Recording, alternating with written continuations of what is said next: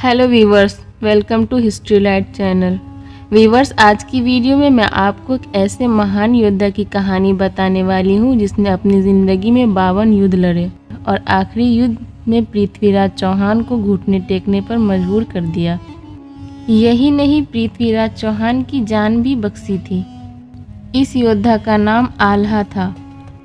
आल्हा का जन्म 12वीं शताब्दी में बुंदेलखंड की प्रजा महोबा के राजा परमार के दरबारी के यहाँ हुआ था।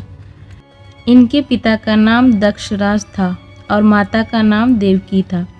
आल्हा के माता पिता बचपन में ही चल बसे। यह देखकर राजा परमाल और उनकी पत्नी मलिन्हा ने गोद ले लिया। आल्हा बचपन से ही हथियार और लड़ाई के शौकीन थे। उन्होंने इसीलिए अस्त्र के साथ शस्त्र की भी तालीम हासिल की और बड़े होकर एक महान योद्धा बने। इनकी बहादुरी देखकर राजा परमाल ने अपना सेनापति बना लिया। आल्हा की यह तरक्की देखकर रानी मलिन्हा के भाई माहिल को बहुत तकलीफ पहुंची। वो आल्हा से जलने लगा और आल्हा को बुंदेलखंड की प्रजा महोबा से बाहर निकालने का मौका ढूंढने लगा। इधर आल्हा एक के बाद एक जंग में फतह हासिल करते रहे। यहाँ तक उन्होंने अपनी शादी भी तलवार की नोक पर रचाई।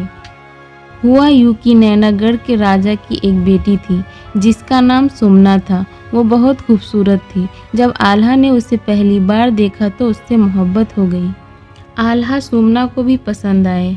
आल्हा उससे शादी करना चाहते थे और वो भी यही चाहती थी, लेकिन नैनागढ़ के राजा ने अपनी बेटी का हाथ आल्हा को देने से इनकार कर दिया। इस बात पर आल्हा को बहुत गुस्सा आया। उसने नैनागढ़ पर हमला कर दिया। जब नैनागढ़ के राजा को यह बात पता चली कि उनकी बेटी भी आल्हा से शादी करना चाहती है तो वो राजी हो गए और जंगबंदी का ऐलान करके दोनों की शादी कर दी।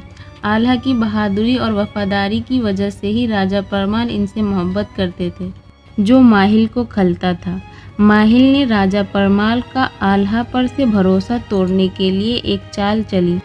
वो राजा परमाल के पास गया और बोला, आल्हा आपका वफादार नहीं है। वो आपका राजपाट सब छीनना चाहता है। अगर आपको यकीन नहीं है तो उससे उसका घोड़ा मांग कर देखें। पहले तो राजा परमाल राजी नहीं हुआ, फिर सोचा आजमा कर देखता हूँ। उन्होंने आल्हा को बुलाया और उसका घोड़ा मांगा। आल्हा ने इसके जवाब में कहा, घोड़ा और हथियार किसी को नहीं देना चाहिए।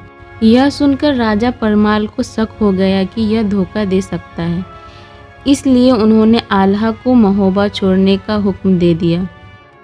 आल्हा हुक्म मानकर कन्नौज चले गए। यह खबर आग की तरह फैल गई और पृथ्वीराज चौहान तक पहुँच गई। पृथ्वीराज चौहान पहले से ही महोबा को हथियाना चाहते थे, मगर आल्हा और उनके भाई उदल की बहादुरी की वजह से पीछे हट जाते थे। लेकिन जब पृथ्वीराज चौहान को ये खबर मिली कि आल्हा और उदल महोबा छोड़कर चले गए हैं, इस बात का फ़ायदा उठाते हुए पृथ्वीराज चौहान ने महोबा पर हमला कर दिया।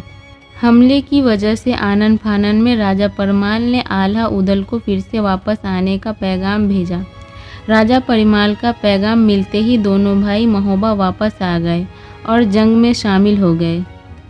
जंग जोरों पर थी। उदल लड़ाई में बहादुरी से लड़ता हुआ पृथ्वीराज चौहान के सामने जा पहुंचा, लेकिन पीछे से पृथ्वीराज चौहान के सेनापति चामुंडा राय ने वार करके उदल को मार डाला। ये देखकर आल्हा का गुस्सा और उभर गया। वो पृथ्वीराज चौहान की फौज पर इस तरह से टूट पड़े कि इस जंग में पृथ्वीराज चौहान की हार हुई और गिरफ्तार कर लिया गया।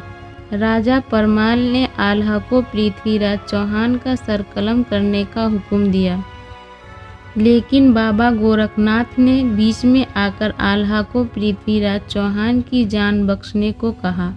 बाबा गोरखनाथ के कहने पर आल्हा ने पृथ्वीराज चौहान को जीवन दान दे दिया था। इस तरह से आल्हा ने 52 युद्ध जीते थे।